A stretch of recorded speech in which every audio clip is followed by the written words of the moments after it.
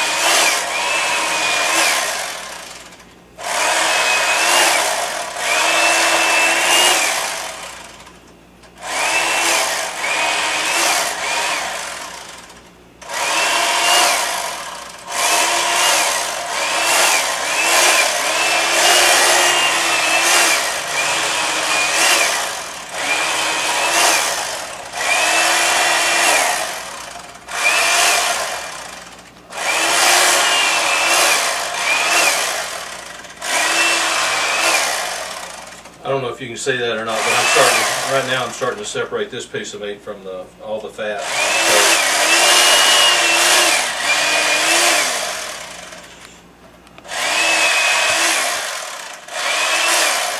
If you can see, there's that layer of fat I was telling you about. That piece of meat under here is encapsulated.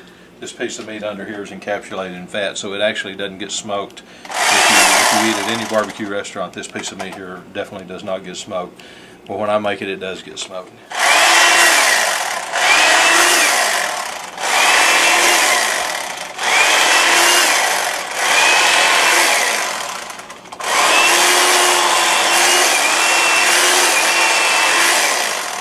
Now the butchers would probably laugh at me for using an electric knife, but it's just a big time saver for me.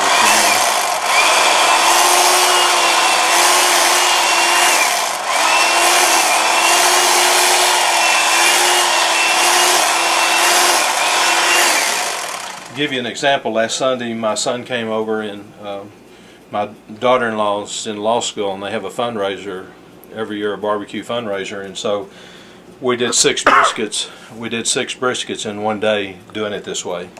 And if I'd have done it the other way without taking the fat off, it probably would have taken me at least 2 days to do those 6 briskets, but I was able to do all 6 briskets, and my son and I did all 6 briskets in one day. We started about 8 o'clock in the morning, and we finished up about 9 o'clock that evening, which is about 13 hours.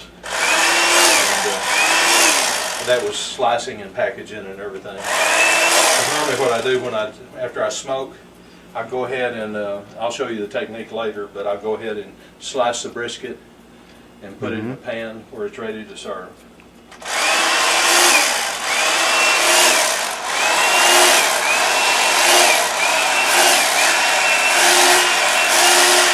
Okay. Okay, we've come outside now and we're going to get our fire started.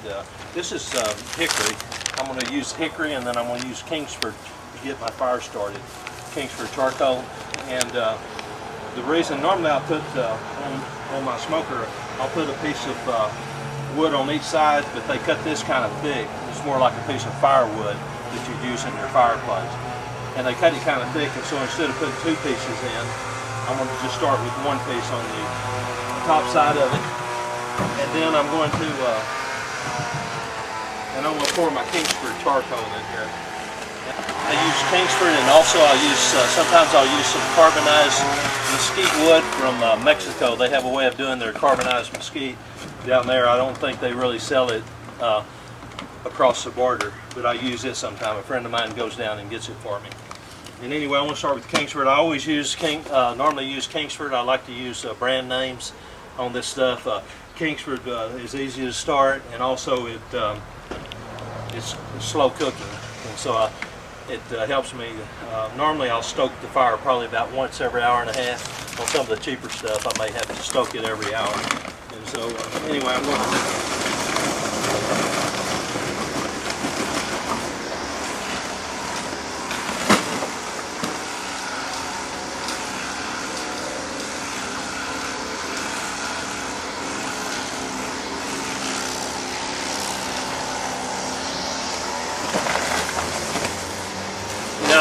I don't use a whole lot of charcoal. I probably have like 30 briquettes in there.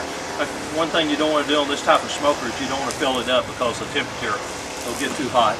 I like to do I'll say this later again, but I like to smoke. The ideal temperature for me to smoke is between about 150 and about 215 degrees, because if I wanted the temperature, I'd go in the oven and get it.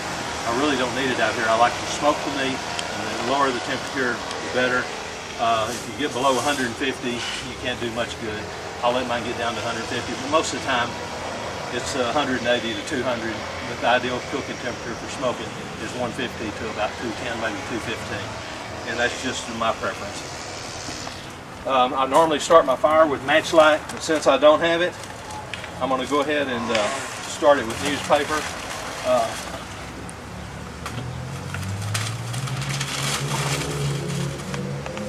And then when I finish, I will remove the burnt newspaper out of there, because I don't know that it would hurt anything to leave it in there. But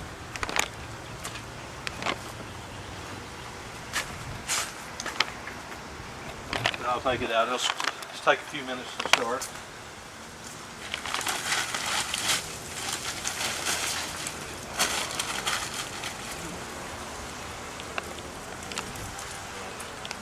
I want to add one thing here. The difference in a smoker and then just using a, say for example, a Weber grill, is since the smoker is low temperature and you're doing briskets and those kind of meat, the fat will drip off. You want a certain amount of it, at least in theory. They call it seasoning, like you would season a skillet or something. You want to season your smoker also, and so you'll want a certain amount of it to be seasoned, but you need to clean it out probably about every 3 times. This winter, after I finish, I would do it now, but I'm going to have to redo my smoker because I burned it up several months ago because I didn't clean it well enough, and there's too much grease built up on the inside. And I went inside to tin my meat, or to bring my meat out, and then when I came out, my smoker was probably up more like about 600 degrees, and it warped a lot of the materials and stuff in here. So anyway, after I get through cooking the holidays, I give a lot of briskets and ribs away for Christmas.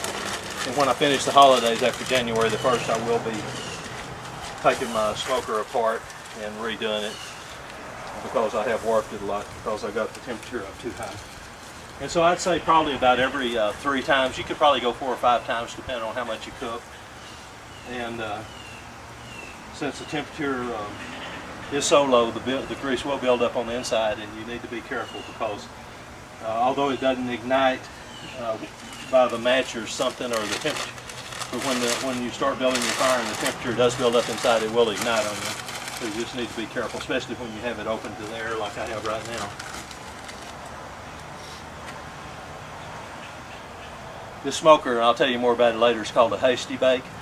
It was, I believe, at the World Fair in New York about 50 years ago. It won the competition. It's from companies from Oklahoma. They since went bankrupt. Another company bought them out and has started it. Has the company now that still builds these things. This one here, although it doesn't look like there's much to it, it costs probably around $800 to $850. It's a little bit upscale from the ones we have in Texas, and you can get it in the stainless steel version, which would cost you probably another $500 or $600.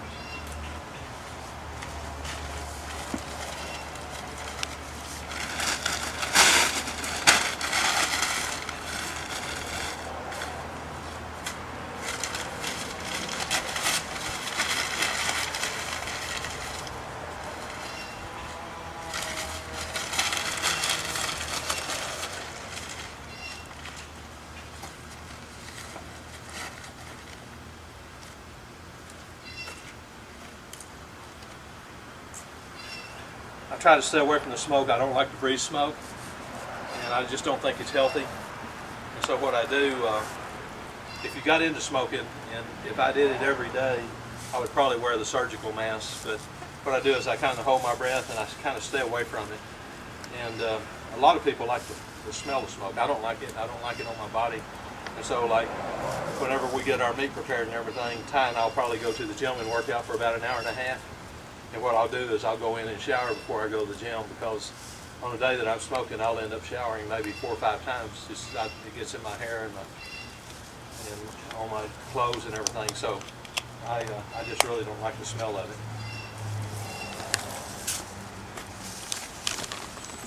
I'm going to go ahead and take a chance now. I'm going to go inside. I'm going to leave this open and get my charcoals. And since I burnt this thing up here a couple of months ago, there's really not enough grease in there that I think I'm going to be in trouble. So I'm going to go ahead and let the fire start now, or the charcoals get started, and they'll get started before my hickory gets started. They will actually get started first, and then they will work their way up. The charcoal will work its way into the hickory, and then that'll cause the hickory to smolder. And that's what the flavor I want to get is the hickory flavor. And normally, for practical purpose, you can figure I use about 50% hickory and about 50% charcoal. The main thing about the charcoal is I put it in there and I'll put some more hickory in here later to kind of keep keep it going, because it'll drop down to less than 150 degrees, and I don't like it that low. And also, I'll show you one other thing I'll bring over. after I get started on my meat, this is my heat shield, and I will put my heat shield up over here. So I try to keep all the direct heat off the meat. In other words, I'll try to smoke instead of just actually cooking the meat with heat. So anyway, I'm going to drop my heat shield here for right now, because I won't put it on until I get my fire going good. Now Ty and I are going to go back inside. Okay. I'm getting ready to go ahead and put my spices on my meat. What we do in Texas, and I'm not sure what other states do this. I know when I was out in California to try to do it, they didn't have the spices that I needed when I wanted to cook some briskets out there. And so anyway, what I'm doing now is I've used the particular brand I use. It's pretty common in the store. It is Atkins, A-D-K-I-N-S, Western style barbecue seasoning. And what I do is I buy some of the cheap stuff and put it in these shakers, and that way it's I can distribute it easier. Atkins just comes in a 1 pound package, and so what I do is I buy some of these at our outlet store, and then I fill them up through full of Atkins, and so that way when I start, I'll start sprinkling on my meat, and I use it. This is the seasoning that we use in Texas. It's called brisket rub. And one other thing, if you ever do buy brisket rub, I use freezer bags to store it in. Even though they're stored and they're sealed in plastic bags, the odor seems to permeate through the plastic. And so I found out instead of smelling your old house up like with brisket rub, I put them in freezer bags and seal them in freezer bags. I don't throw them in the freezer, I just store them in freezer bags just to keep the odor down. And if you want to get a little closer, I'll go ahead and show you how I season these. And I'm going to put it in this pan to carry it outside whenever I do. Are you ready? I'm ready. Okay. And what I do is I normally do this, and I put pepper on them also, but right now I'm putting the Atkins rub on here. It's just a mixture of all different kinds of spices and flavors for your Texas type barbecue. I'm not sure how many other states do it this way. I'm sure they didn't invent it in Texas. So anyway, I just kind of rub it in as I sprinkle it on. And again, if you try to pour it out of the bag, which I used to do, it just you waste too much of it. This way I'm able to equally distribute it over the meat. And I would say that by using the shaker, I use about only 1/3 of what I used to use when I was doing it that way, sprinkling out the bags. How much do you apply? I cover the meat in it. Cover the meat, and then what I'll do is I'll get pepper. And a lot of people use pepper, and then I'll sprinkle pepper, just regular old black ground pepper in it too. So I just cover the meat however much it takes. Normally on the briskets, if I was just doing one for my wife and myself, I would get one about 8 to 10 pounds. I like to cook those. They're easy to cook. This one that I got for our purpose was about a 15-pound brisket, which is pretty large. But I'll show you whenever I finish cooking them. I'll show you how we cut them, and it really doesn't matter because the meat is going to be tender when we finish, and the flavor will be there. It doesn't matter how big they are. They turn out pretty good, and they'll have good flavor. Anyway, I'm covering this one with it. What's the suggested serving size? How many pounds of meat per person? Or normally, if you have men and women eating both, you can normally figure with the using, you'll have vegetables and everything, so people won't just be eating meat. But I'd say probably about 5 ounces per person, and it balances out. You have some men that'll probably eat 10 ounces of meat. This is lean meat also. When you finish, there won't be the gristle and fat with this, so all be lean meat. So normally a man may eat 8 ounces of it cooked, and then a woman may only eat 3 or 4 ounces of it. And so basically, if you figure 5 ounces per person, you'll normally have meat left over. And so I've gotten this pretty well saturated with the brisket rub. I'm going to grab my pepper now and put pepper on it.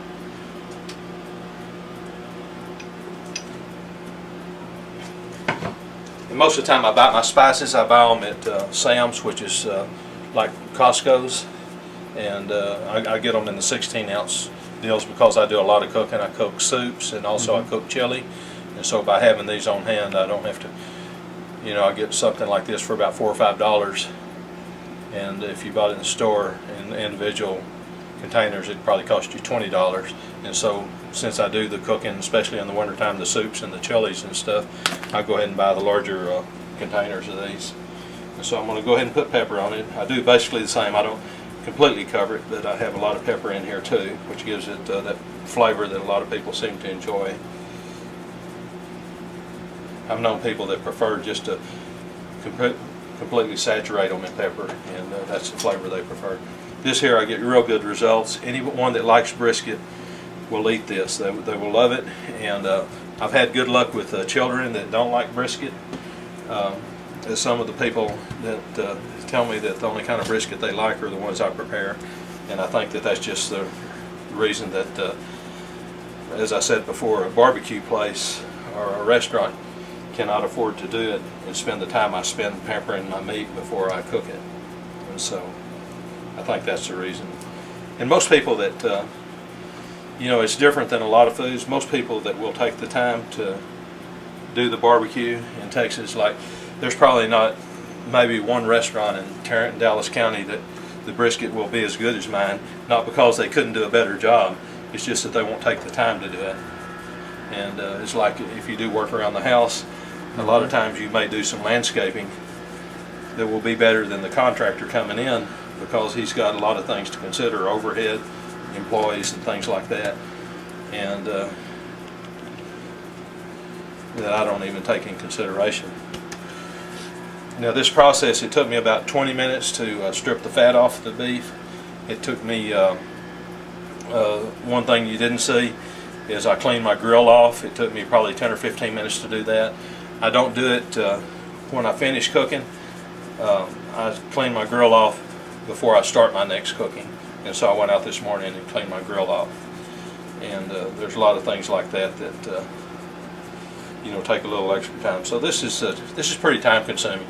The days that I smoke on, I try not to have any big plans. I may go to the gym and work out, or maybe have a project around the house, but I won't do anything like go to a movie or go to a play or anything like that on the days I smoke, because I like to stay focused on this. Now, one thing that I didn't tell you about that we're getting ready to put on also when we put the briskets on is baby back ribs. And I normally, now on the briskets, I cook, you know, briskets. These briskets are beef briskets. And when I smoke the ribs, I don't particularly like to smoke the beef ribs. And so what I smoke is I smoke the baby back pork ribs. They're a little expensive, but the reason I'd rather do it, if I'm going to spend the time, and energy. I've experimented with all kinds of ribs, and if I'm going to spend the time and energy on it, the baby backs cost a little bit more, but it's worth it for me because it's such a quality meal. I don't know if you like baby backs or not, but to me they have the best flavor of all the ribs. And so I pay probably twice as much for these as I can get the regular pork spare ribs in Texas. But again, I don't know about California, but these are restaurant quality ribs, and we get them. You'd probably get them like at Chili's or something like that. Well, these, if you like Chili's ribs, if you eat these things, you'd probably throw rocks at the Chili's ribs, because these will turn out so much better than any of Tony Roma's or anything. And you can do it yourself. I mean, it's not that difficult. The main thing about it is to have the patience, because these ribs really, you see a little fat on them, but they really don't have much fat. What I'm going to do is I always wrench it off, and so I'll wrench my ribs off, and before I put the seasonings on.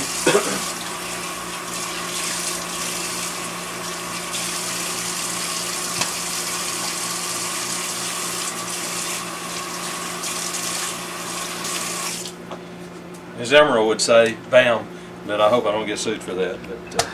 But anyway, these are baby back ribs. The flavor is just it's very rich flavored meat, and I really, myself personally, they're very meaty rib, and I can eat, maybe if I'm really hungry, I can eat about 5 or 6 of these ribs is all. So normally if you have one rack of ribs, a full rack of ribs, you can feed a man and a wife, and they'll have some left over for a snack for the ball game or something. If you get 3 racks of ribs, you can very easily, say, probably feed 4 couples with 3 racks of ribs. And so what I'm going to do is I'm going to put my rub on it. I put it on the side that has the bones on here. And excuse my English, I don't think it came out exactly like I meant it to, but that's okay. You got the idea. So anyway, I'm putting it here. Anyway, it's another Texas term. You see the fat there? There's really not much fat. You can cook that off probably in about a minute. So you got to be real careful with ribs, because the baby backs especially, because they really don't have fat on them. Although you may look and say, oh, they have fat on them. They really, that fat comes off real fast, and you can dry ribs out. So that's why you have to be patient. Whenever you're doing briskets or ribs, you need to be patient. And there's a lot of people that I work with that have tried it, and they try to cook too fast. As I said earlier, I keep my temperatures down and go slow. But some people they'll turn out a brisket, which I did 25 years ago, that it's like having a big piece of cardboard, and all that is from cooking too fast.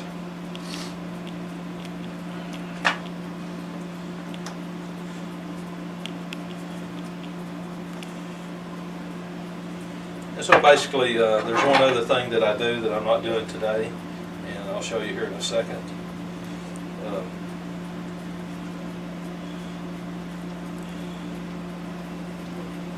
Okay, I've got my baby backs. I've got it pretty well saturated with the brisket rub. Notice that I've only used probably about 1/2 to 2/3 of this for all this meat. So there's probably 60 cents worth of spices that I used on this, on all that meat. Here's another thing that I use. I mix my own also. This is called Glaze and Dipping Sauce by Hormel, Cure 81. And what it is brown sugar and molasses. You can make your own up if you just want to buy some molasses. And a lot of this is what you do. A lot of people do it different ways. If you were grilling like on your Weber grill, you would probably cook your ribs, and about the time that they get to finished, or about the time they're nearly finished, you'd go ahead and put the glaze on it. A lot of times when I smoke, I'll put the glaze on the meat. In fact, the last time I did ribs, I went ahead and glazed them, and I do that sometimes. And a lot of times what I'll do is I'll mix my own up. I'll just get my brown sugar out, and I'll either mix it with molasses or I'll mix it with barbecue sauce. And it is really what most of the rib places do to really make their ribs more delicious than the other rib places, is that brown sugar. They use a lot of brown sugar. And if you want to think about it, when you do your it's similar to whenever you make your glazing for your Christmas ham, where you actually get your brown sugar and your pineapples and stuff and make your mix on it. It's very similar to making that kind of mix. And so, but anyway, I'm not going to put it on now, but I'll probably put it on before we finish up. And Ty will eat dinner tonight, probably eat these ribs, and so he'll be able to tell you how good or bad they are. This is very much unrehearsed. Okay, I guess we're about ready to move back outside now. Okay. Okay, I cheated just a little bit. While Ty was bringing the stuff out, I went ahead and restoked my fire. And I didn't really need to restoke it at this time. But Ty and I are going to, after I get the meat on, we're going to run a couple of errands. And I went ahead and stoked, and I put my heat shield on that I showed you earlier.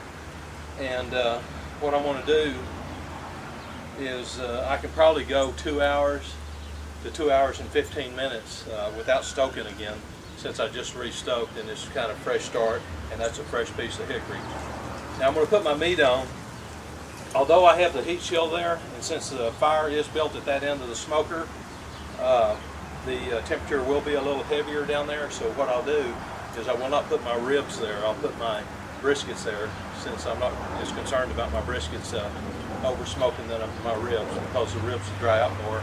Because as I said earlier, the baby backs really don't have any fat on them, or to speak of. And so anyway, I'm going to, at the opposite end of my smoker, I'm going to go ahead and put my ribs on. And I'll put the meat side down here. It's away from the fire, so I'm really not concerned about them. Or not away from the fire, because it's really not fire now, it's just smoldering now. And so I'm going to go ahead and the one closest to it, I'll put the meat side up on it because, as I said earlier, I just don't want to dry anything out. The fat that I stripped off, I'll put it down towards the, on that particular one, I'll put it down because it's going to get a little heat. Now I'll flop them over here in a little bit. When we come back, I'll turn the meat over. So I'm just very cautious about burning it. And now I want to go ahead and lower it and let the smoker do its job for a while. I'm using this to lower it because, as I said earlier, when I burn my smoker up, I burn my handle off also. And so that's the main thing is all my techniques and everything, I've got to let the smoker do its job. And so people get impatient, get the temperature high, and they won't let the smoker do its job. Now I burn my temperature gauge up, but through experience I know that I'll probably, with the way I've got that fire belt, I know that I feel pretty comfortable that I won't get higher than 210 or 220 degrees, and I feel real comfortable smoking that. Now if you could see the smoke, I don't know if you capture it right now, Yep. I've got my dampers on this thing, I've got them set, and so there's really, that meat is all encapsulated in smoke right now, and that's what I try to keep. I try to keep it where it gets smoked and not necessarily the temperature. Okay, we'll move back inside and come back in a couple hours. We started about 2:16 today. Now it's like 5:45. So we're cooking faster than normal, and that's because of what I did. I did strip the fat off, and that's why we're cooking faster than normal. Ooh, look at that. Yeah, it's pretty good. Really, I should have turned it over about it.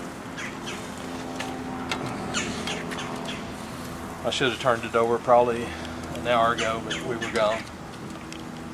Ah, looks amazing. And we'll flip these over. I'm backing up because I hate breathing that. I just don't think it's good for you.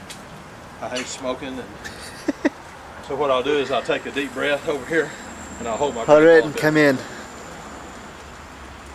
Boy, they look delicious already.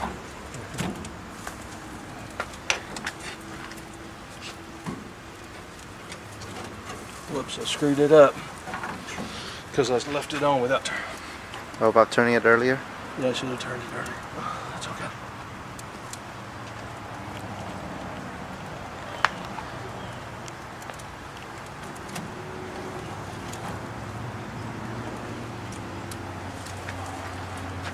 Got really messed up. That's okay. We'll do okay. It's okay, it's food. You can always hide the evidence. I know. I'll put some stuff. It'll be fine. It'll be all right.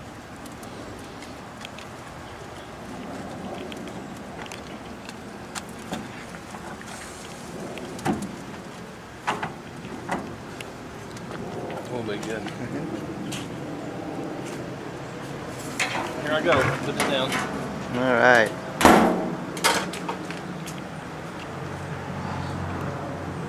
So how much longer? The ribs I'll take off here in about 30 or 40 minutes.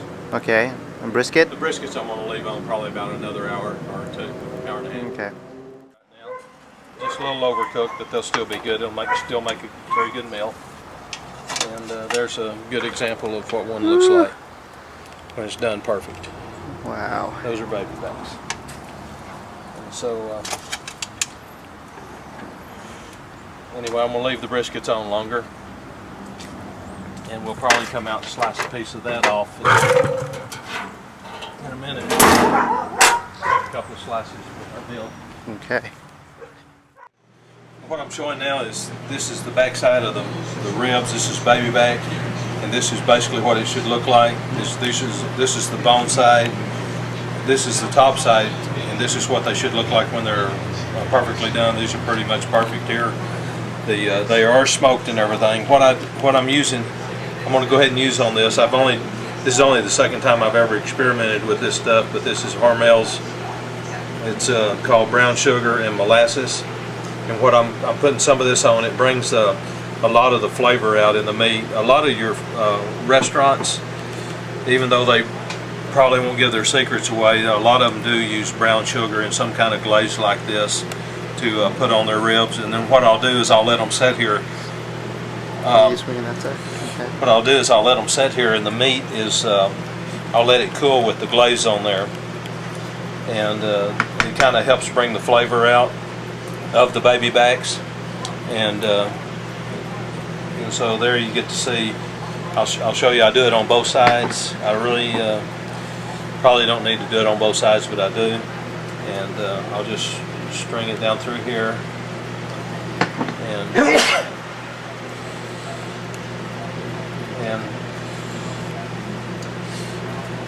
and so basically what you're seeing here is you're seeing this is what it should look like from the bone side. This should be what it looks like from the meat side. And what I like to do is I like for them to cool down, and I cut them when they're cool, and that way the meat doesn't pull apart. If you try to cut them while they're hot, it gets real stringy, and you actually tear the meat up. And so I'm just going to go ahead and put this on, and I'll let them cool down while I prepare the rest of the meal. Tonight we're going to, I guess we can get a picture of it, but we'll have baked potato, and probably go ahead and go with baked beans with this.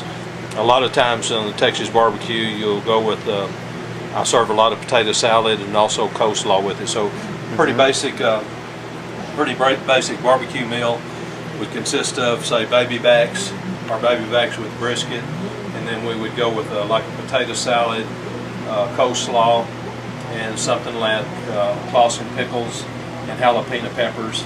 And sometimes we serve what we call poppers, which are jalapeno peppers that are stuffed with cheese and breaded. And so that'd be a pretty common barbecue meal. A lot of times we do go with real onion rings, not the ones that they grind up, but actually onion rings. And so there you have it, and that's a rib dinner. So what kind of glaze were you using before this? Before, what I did and what I'll do before, I'm not sure that this is any better, but what I did, I would take some barbecue sauce. I use Renfro's barbecue sauce. It's my favorite sauce. The company is here in Fort Worth. It's a national company. I'm not sure how many millions of dollars worth of business they do, but they're friends of mine, the people that own it, and they live about a mile from here. And so but what I would do is I take the Renfro's barbecue sauce, I put brown sugar and mix it, and that's what I used as a glaze. It turns out to be a really good glaze. And I've experimented with all kinds of things. You can take molasses that you buy in the store and mix it with brown sugar, and also use soy sauce and other teriyaki sauce. And you can experiment with that and get your own flavor that you'd like to have.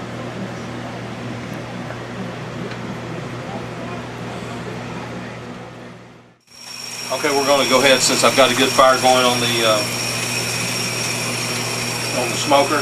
I'm going to go ahead and throw a couple of pork roasts that we bought earlier. I'm going to rinse them off, and I'm going to put them in this pot. And I'm going to add I'll add some Tony Chachere's, which is a New Orleans mix, and then I'm going to throw them on the smoker and smoke them. We'll have pulled pork. We'll make pulled pork out of these. That's pulled pork is what they use on a lot of Memphis barbecue and East Coast barbecue, and I think they do it on a lot of Kansas City barbecue. And basically what you do is you cook the meat. They cook it different ways. I like to smoke mine. I know people that do pulled pork that just bake it in the oven and pull it out, and then they put it in a pot similar to the ones that I'm putting these in to prepare my meat. And then after they cook it, they put it back in the pot, and then they pull the meat apart, which we'll show you when we do it. They just pull it apart, and then they put barbecue sauce, whatever kind of sauce. Some of them use a vinaigrette sauce, and then they simmer it on the oven, and then serve it on top of the sandwiches and stuff. It's kind of like it looks like a shredded meat, but it's actually pulled apart.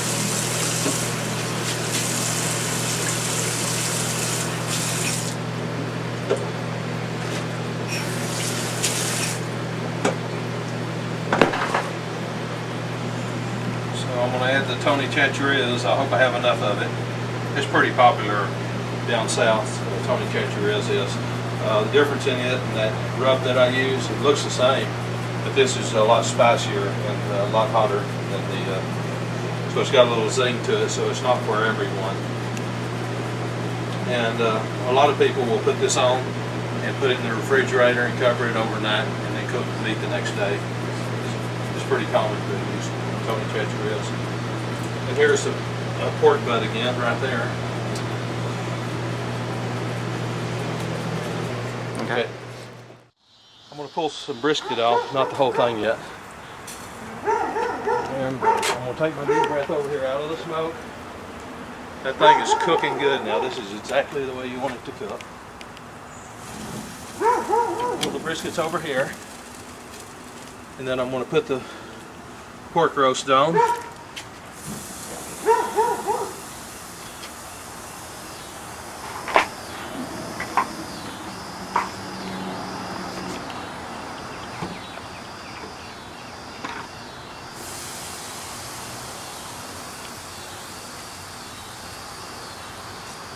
Again, the reason I put the pork roast on, I was going to cook them tomorrow. The reason I put them on today is I've got this good fire going and I didn't want to waste it.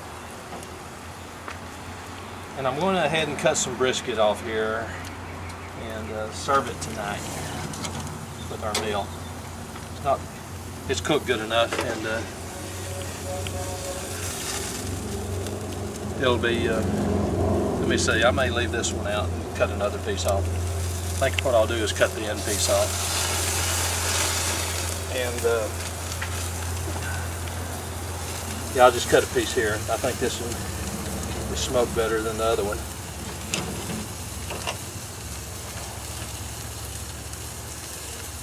I just wanted to get a good piece for our meal tonight, and that's what we'll have. I don't know if you can capture that. See the little ring around when you smoke them?